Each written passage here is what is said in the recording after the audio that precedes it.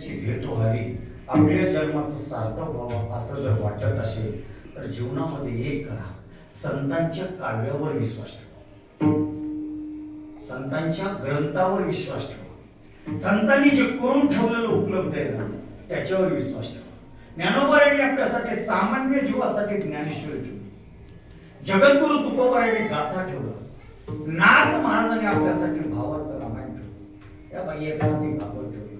आपल्या जीवनामध्ये एक काय करा, या मनुष्य जन्माला आलात ना त्या ज्ञानेश्वरीवर विश्वास ठेवा, गाथ्यावर विश्वास ठेवा आणि नाथ महाराजांच्या भागवतावर विश्वास ठेवा आणि आपलं जीवन त्याच्याशी समर्पित करा. समर्पित करा म्हणजे दिवसभर नाही त्याच्यासंग बसायचं. आपल्या या 24 तासामधल्या केवळ 15 मिनिटं तेव्हा द्यायची. 15 मिनिटं देत असताना असं दिलं पाहिजे, समोर डोळ्यासमोर जर ज्ञानेश्वरी घेतली, गाता घेतला नाही तर या डोळ्यामध्ये त्यांचीच मूर्ती बसवली पाहिजे आणि त्या ज्ञानेश्वरीला कायेनं, वाचेनं, मनानं, श्रद्धेनं आणि भावनेनं रोज 5च वेळा वाचलाय पाहिजे मला. आता काही काही लोकांचा नियम आहे, मला नवर वाटते किती दिवसात एक अध्याय वाचतो म्हणतात. मग ते अध्याय वाचताना इकडं थोडं उठतात, तिकडं थोडं उठतात, इकडून तिकडं जातात, तिकडून त्यांना आपल्याला कुठलं साधन नाही. महाराज जास्त वाचायची गरज नाही, कारण का वाचायची गरज नाही आमच्या नाथबाबांनी सांगितले.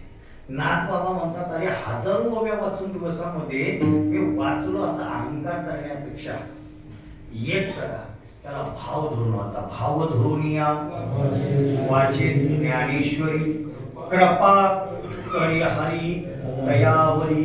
एक ओवी जर आपण वाचलोत ना तर ते भाव त्याच्यावर पाहिजे आणि ते भाव झाल्यानंतर आपण त्या ओवीचा आपल्या बुद्धीप्रमाणे अर्थ काढायला आपल्याला येतं. म्हणत अरे ज्याला वाचता येत नव्हतं त्याला नुसतं त्या ज्ञानोबारायांच्या ज्ञानेश्वरीवर असं बोट फिरवलं. मी साक्षी आहे महाराज त्याला. मी ज्या गुरुकडे शिकलो काही काळ घातलं, आमचे नामदेव शास्त्री